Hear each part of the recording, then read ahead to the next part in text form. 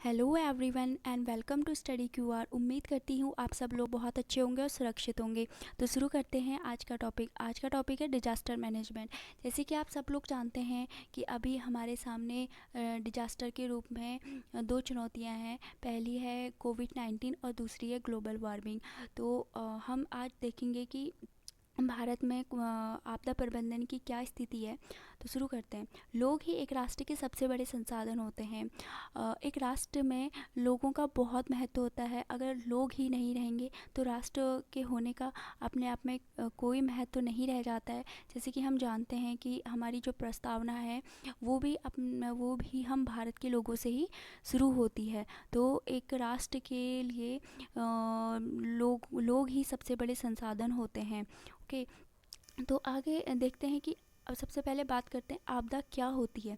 तो समाज के कामकाज में गंभीर व्यवधान पैदा होना, जिससे बड़े पैमाने पर मानवीय संसाधन या पर्यावरण को नुकसान होता है, और यह नुकसान प्रभावित समाज के अपने संसाधनों के जरिए इससे निपटने की क्षमता से ज़्यादा होता है। तो इसी यही क्या कहलाती है, आपदा कहलाती है। ओके, तो जैसे आपदा चाहे प्राकृतिक हो या मानव निर्मित, अनादिकाल से ही मानव के विकास का अंग रही है। हम सैद्धांतिक रूप से ये मान सकते हैं कि जैसे पृथ्वी पर जो पहले विचरण करते थे प्राणी, जैसे डायनासोर या फिर प्राचीन हाथी, साइबेरियन जो बाघ थे, उनके विनाश का कारण कहीं ना कहीं प्राकृतिक आपदाएं रही होंगी। जैसे क्लाइमेट चेंज, निवास स्थान समाप्त होना, उल्कापिंडों का गिरना, ये हम मान सकते हैं। ऐसी हड़प्पा सभ्यता जो हम जानते हैं कि उसके पतन का कारण जो है वो आपदा ही रही होगी, जिसमें नदी का रास्ता बदल जाना या अकाल या फिर महामारी को हम मान सकते हैं। ओके, तो आप आगे हम देखते हैं कि आपदा का क्लासिफिकेशन हम किस तरह से कर सकते हैं। तो सबसे पहले है प्राकृतिक आपदा और मानवजन्य आपदाएं। प्राकृतिक आपदाओं के अंतर्गत जो आती हैं, ये प्राकृतिक परिघटनाओं के कारण होती हैं। इनके अंतर्गत हम मौसम संबंधित, भूगर्भीय और जैविक जो परिघटनाएं हैं उनको रखते हैं। ओके, और ऐसे ही मानवजन्य जो आपदाएं हैं उनके अंतर्गत हम टेक्नोलॉजी, उद्योग और युद्ध को हम लोग रखते हैं। तो हम सबसे पहले कुछ एग्जांपल मैं रखूं सबके, तो यहाँ पे मौसम संबंधी के अंतर्गत आते हैं आपके फ्लड्स, सुनामी, साइक्लोन, टाइफून और स्नो स्टॉर्म। बेल्जियर जो होते हैं वो बर्फीली तूफान होते हैं। और ऐसी अगर हम भूगर्भ के कुछ उदाहरण सामने रखूं, जैसे अर्थक्वेक, वॉल्केनिक इरप्शन, भूस्खलन, एवलांचेस, एस्ट्रॉइड्स, ये सब आपके भूगर्भ के अंतर्गत आते हैं। ओके, और ऐसी अगर हम इन्वायरमेंट की बात करें, जिसमें global warming, El Nino, southern oscillation या ओजोन डिप्लेशन, यूएनवी रेडिएशन, ये सब कुछ आपके जैविक में आते हैं। और मानवजन्य आपदाएं जो औद्योगिक के अंतर्गत आते हैं, आपके chemical spills, radio active spills, और प्रौद्योगिकी के अंतर्गत आते हैं जैसे ट्रांसपोर्ट, पब्लिक प्लेस फायर। ऐसी युद्ध में आते हैं आपके war, terrorism, internal conflict, civil unrest, और CBRN जो केमिकल, बायोलॉजिकल, रेडियोलॉजिकल और न्यूक्लियर, ये अंतर्गत आते हैं। ओके, अब यहाँ पे मैं कुछ डेटा रखूँ तो भूकंपीय नक्शे के अकॉर्डिंग जो है 59% क्षेत्र है भारत में, वो भूकंप का है। ओके, मतलब वहाँ पे भूकंप का खतरा ज़्यादा है। ओके, और ऐसी अगर 12% जो है मतलब 14 मिलियन हेक्टेयर से अधिक जो भूमि है वो बाढ़ से प्रभावित है, और 68% जो है वो सूखे से प्रभावित है। पहाड़ी क्षेत्रों में भूस्खलन की बहुत ज़्यादा संभावनाएं होती हैं। ओके, और ऐसी जो भारत जो है CBRN के प्रति बहुत ज़्यादा संवेदनशील है। और अगर यहाँ पे ही मैं दूसरी रिपोर्ट UNISDR की बात करूँ, जिन्होंने ये बोला था कि 2015 तक सालाना नुकसान हमारा $260 बिलियन तक था, और जो 2030 तक $400 बिलियन तक पहुँच जाएगा। ओके, तो मीन्स अभी जो ज़्यादातर आपदाएं हैं वो अब प्राकृतिक ना होकर मानवजन्य थी हो गई हैं। तो आगे हम बात करते हैं कि इससे रिलेटेड कुछ एक्ट्स आए हैं भारत में। देखिए, पहले जो भारत में आपदा के प्रति जो नीति रही या अप्रोच हम बोल सकते हैं, वो रिलीफ सेंट्रिक अप्रोच रही। ओके, मतलब पोस्ट डिजास्टर, मतलब आपदा होने के बाद हम क्या करेंगे, उसके प्रति हमारी क्या अप्रोच होगी, उस तरह की अप्रोच हमारी रही पहले। लेकिन अब जो हमारी है वो multi dimensional proactive holistic approach है। तो यहाँ पोस्ट डिजास्टर अप्रोच से हम कैसे multi dimensional proactive holistic approach में पहुँचे, उसकी हम बात करते हैं। तो यहाँ पे 1990 में संयुक्त राष्ट्र महासभा के द्वारा जो है अंतर्राष्ट्रीय प्राकृतिक आपदा न्यूनीकरण दशक के रूप में इसको घोषित किया गया। तो इसी को देखते हुए भारत में भी 1990 के दशक में कृषि मंत्रालय के अंतर्गत ही जो है आपदा प्रबंधन की एक इकाई स्थापित की गई। ओके, लेकिन समय के साथ जो है यहाँ पे लातूर भूकंप या फिर मालपा भूस्खलन, जो उड़ीसा के चक्रवात या भुज के भूकंप, इनके का ये आप प्राकृतिक आपदाएं या फिर मानवजनित आपदाएं कह सकते हैं। इनकी वजह से जो है जो कृषि मंत्रालय के अंतर्गत जो हमने आपदा प्रबंधन इकाई बनाई थी वो इनको ज़्यादा संभाल नहीं पाई। तो इसी को देखते हुए जो जेसी पंत की अध्यक्षता में एक उच्च स्तरीय समिति का यहाँ पे गठन किया गया।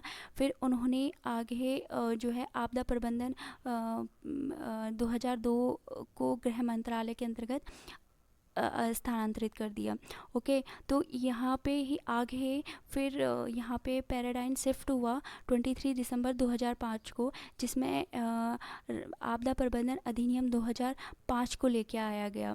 ओके, और जिसमें ये बात करी गई कि जो मतलब राष्ट्रीय, राज्य और जिला और स्थानीय स्तर पर जो है एनडीएमए, एसडीएमए, डीडीएमए की स्थापना का प्रावधान इसमें किया गया। ओके, तो इस एक्ट में क्या क्या बॉडीज़ काम करती हैं या फिर कौन कौन सी एजेंसीज हम बात करती हैं, वो हम देखते हैं। तो जैसे नेशनल डिजास्टर मैनेजमेंट एक्ट 2005, तो यहाँ पे आप देख सकते हैं कि ये जो चार्ट है ये अपने आप में हायरार्की शो नहीं करता है, ये शो करता है अपने आप में कोऑर्डिनेशन को शो करता है।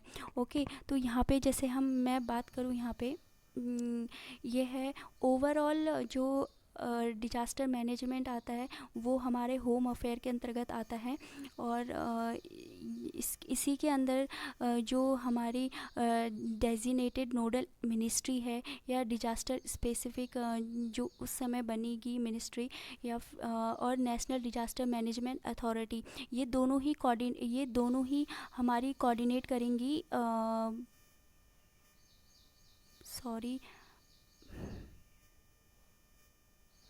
ये दोनों ही कोऑर्डिनेट करेंगे हमारे होम मिनिस्ट्री को। ओके, तो यहाँ पे नेशनल डिजास्टर मैनेजमेंट अथॉरिटी जो है वो हमारी सर्वोच्च निकाय है भारत में डिजास्टर मैनेजमेंट के लिए। और यही दिशा निर्देश या फिर हम कह सकते हैं कि स्ट्रेटजी यही बनाएंगी। और इसी के अंतर्गत और इन्हीं को एग्जीक्यूट कौन करेंगी, national institute of disaster management और दूसरी है national disaster response force.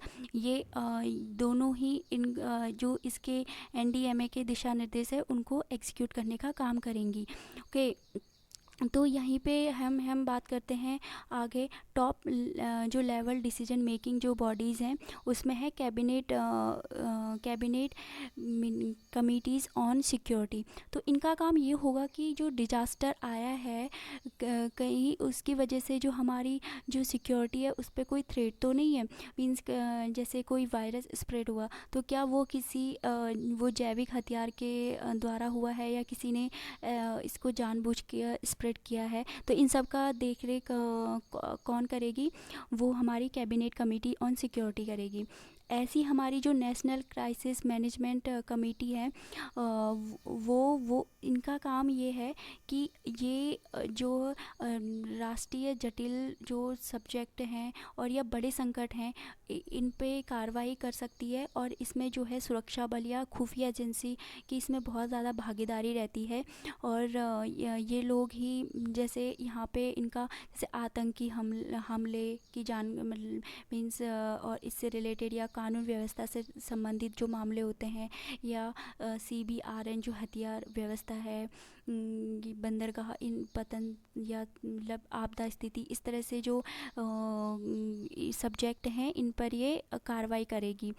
Okay, तो इसी तरह से ये डायरेक्ट हम ये दोनों ही डायरेक्ट कोऑर्डिनेट कर सकती हैं इस स्टेट गवर्नमेंट को या यूटीज़ को। ओके, तो ऐसे ही जो डेजिग्नेट जो हमारी नोडल मिनिस्ट्री हैं, वो उनके दिशा निर्देश को वो एग्जीक्यूट करने के लिए कह सकती हैं नेशनल एग्जीक्यूट कमेटी। जो ये होती हैं, ये समन्वयकारी और जो है निगरानी निकाय के रूप में काम करती हैं। ओके, और ये ज़रूरत पड़ने पर जैसे आर्म फोर्स और सेंट्रल आर्म पुलिस फोर्स इनको भी तैनात कर सकती हैं। ओके, तो ये चार्ट है, ये हायरार्की का चार्ट ना होकर ये समन्वय का चार्ट है। ओके, तो ऐसे ही यहाँ पे दूसरे हम बात करें, दूसरा act national policy on disaster management 2009।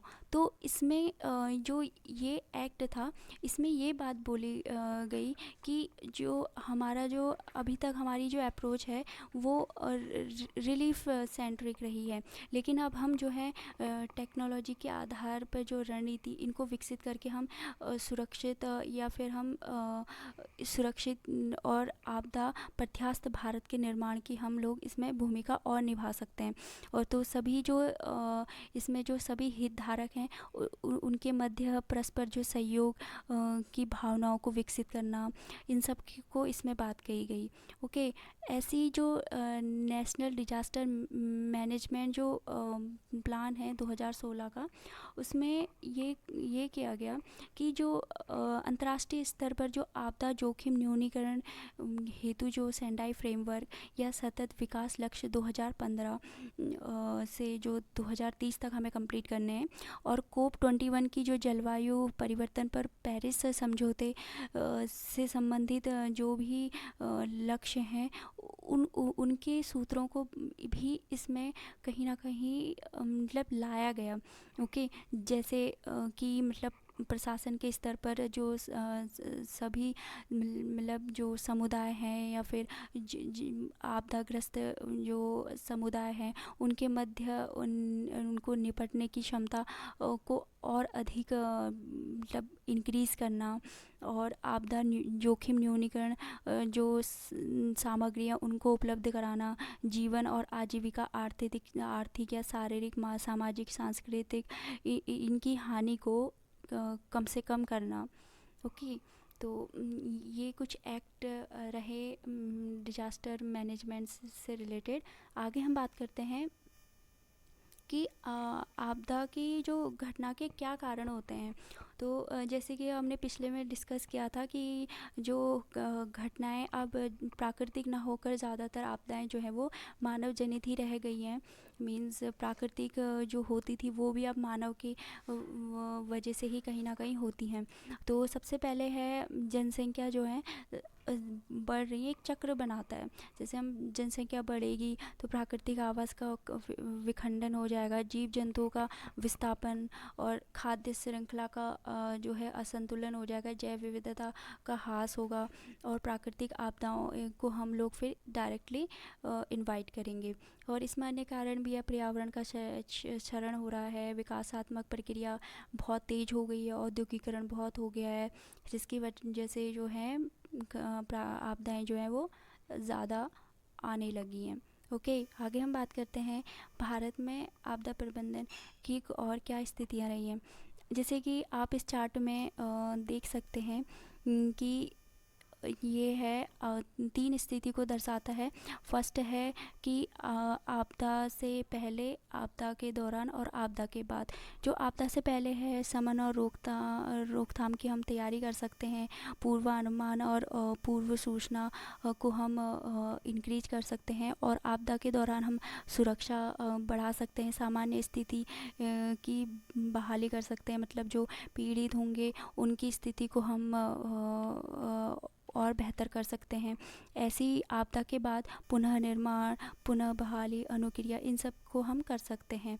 Okay, तो ये आपदा प्रबंधन है।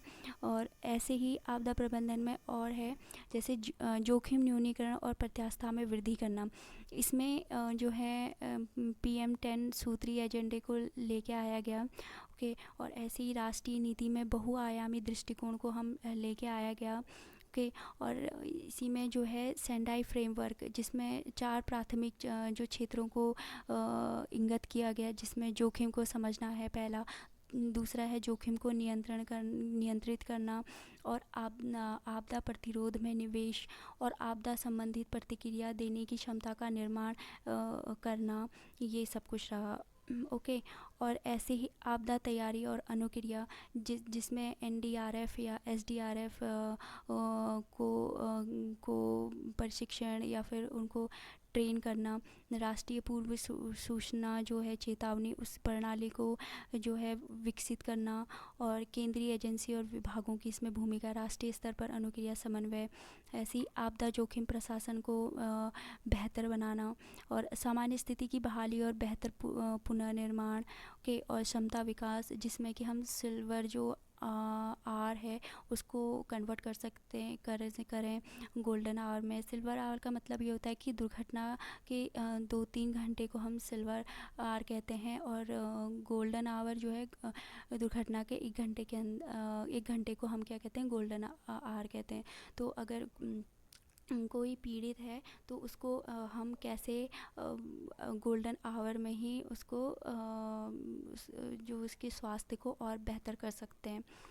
तो ये है। आगे हम बात करते हैं, ये है कुछ आपदा जोखिम न्यूनीकरण हेतु 10 जो सूत्रीय एजेंडा ये रखा गया है। इसमें सारे याद करने की ज़रूरत नहीं है, बट कुछ कुछ पॉइंट हैं जो हम अपने मेंस में लिख सकते हैं।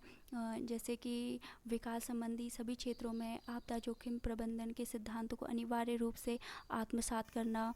ओके, और सार्वभौमिक जोखिम सुरक्षा प्रदान करने की दिशा में कार्य करना, ये, और आपदा संबंधित अध्ययन हेतु विश्वविद्यालय के एक नेटवर्क का विकास करना, और ऐसे सोशल मीडिया या फिर मोबाइल टेक्नोलॉजी द्वारा उपलब्ध कराए जा रहे अवसरों का लाभ उठाना, ये सब कुछ कर सकते हैं हम आगे। तो आगे हम बात करते हैं आपदा प्रबंधन से आपदा जोखिम प्रबंधन के किस तरह से हम करते हैं।